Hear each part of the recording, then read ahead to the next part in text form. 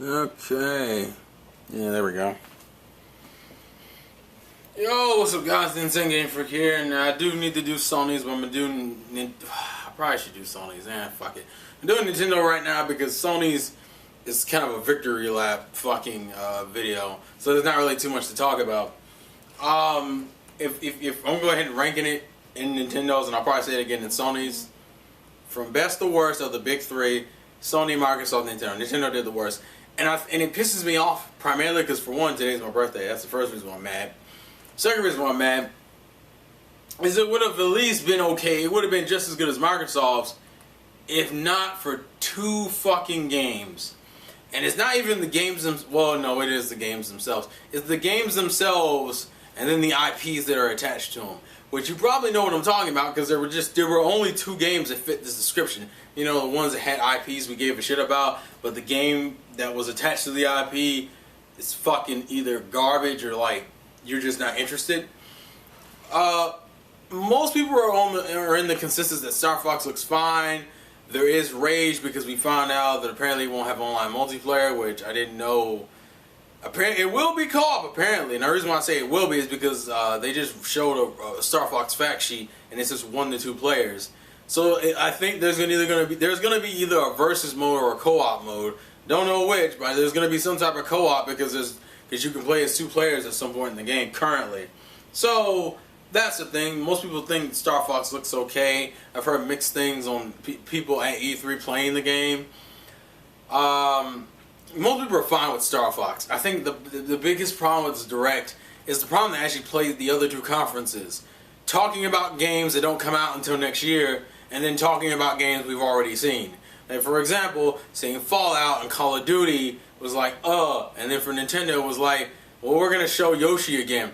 I have a particular disdain for Yoshi, primarily because they didn't do what they did with the other games with Yoshi. What I'm referring to is just talking about them real quick. You know, and not even talking about just showing a trailer and then giving a release date like they did with Xenoblade. No. Like, hell, like what they did with Fire Emblem. No. What we had to do is we had to sit through a pseudo-developer interview, which was already like, fuck you, because it's like, there was nothing new about Yoshi we learned in that little section, and you spent like 5-6 minutes on that shit, and then the release date I think is in October. And so I'm sitting there with like this look on my face like, what the fuck? Why? And that was like the biggest, I think that was one of the biggest problems with this Direct. It was so much shit of, we already knew was coming, and the only thing you really could get out of them showing it again is fucking release date. So it's like September 11th for Mario Maker, October 1st or 11th for fucking Yoshi, and then I think Chibi Robo comes out in October too. Fucking the Mario Tennis thing I think pisses people off, but that was kind of, to me that was expected because we hadn't had a Mario sports game in a while, so I'm not mad at Mario Tennis specifically. Am I interested in Mario Tennis? Not really, but I'm not mad at Mario Tennis. I think Mario Tennis wouldn't even feel as bad if the other games were fine. Because the other 2 games that we need to talk about that pissed, I think, both franchises' fan bases off, which was Metroid and Animal Crossing. I think Metroid's problem. See, Metroid's game, even if it's not the Metroid we wanted, at least the game looks like okay-ish. Like, but when you look at Animal Crossing, that's just a fuck you. Actually, both of the games are like a fuck you. Happy Home Designer and the board game. It's just kind of like, most people are like, well, you can do, it's pretty much like, from what I understand, I don't play Animal Crossing, but Animal Crossing Happy Home Designer is like a fucking, it's like a section of like a normal Animal Crossing game, and then the board game, and you're just sitting there like, why is it on the Wii U? Party games is one of the other things they've tried that really hasn't stuck.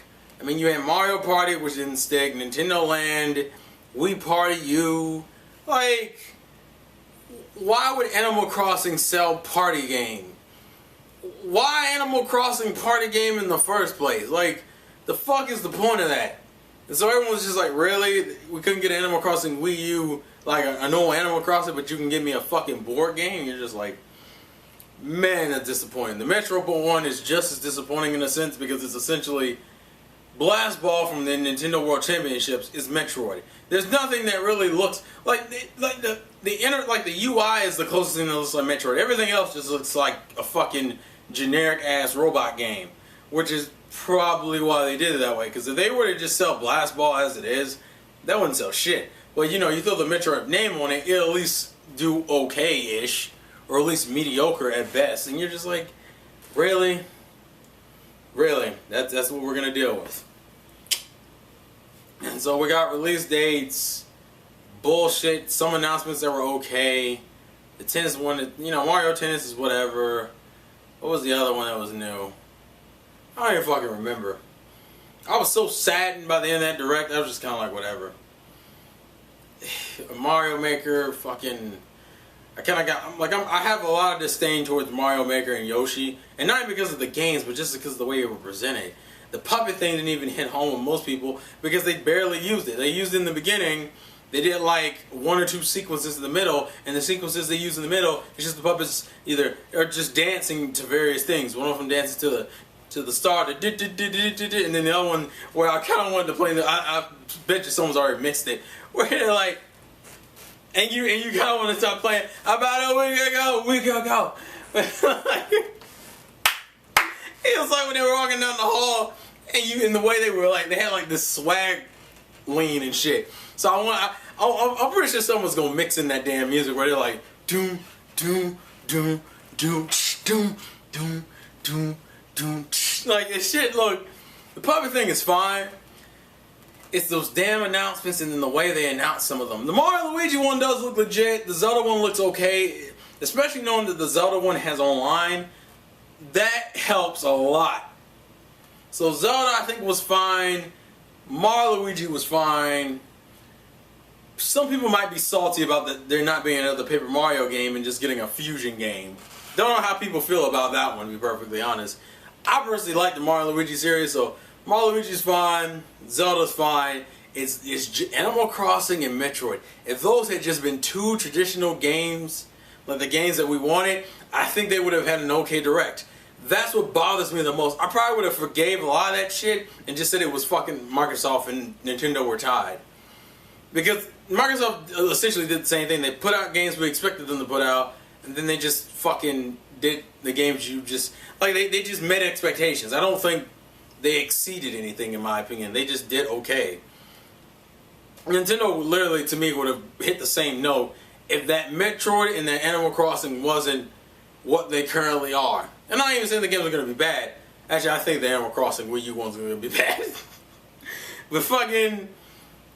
those 2 games to me, it was just like, fuck it. And then you just getting burnt out on seeing Yoshi and Mario Maker, I'm like, yo. But I will say this. Nintendo also released an infographic of what they had coming this year. When I realistically look at it and people were like, oh my god, we're going through another drought. To me, it's not a fair argument because we're just talking about the consoles having exclusive games, right? Well, we know that Tennis, Mario Tennis, Star Fox, what else? There's something else coming out in the fall.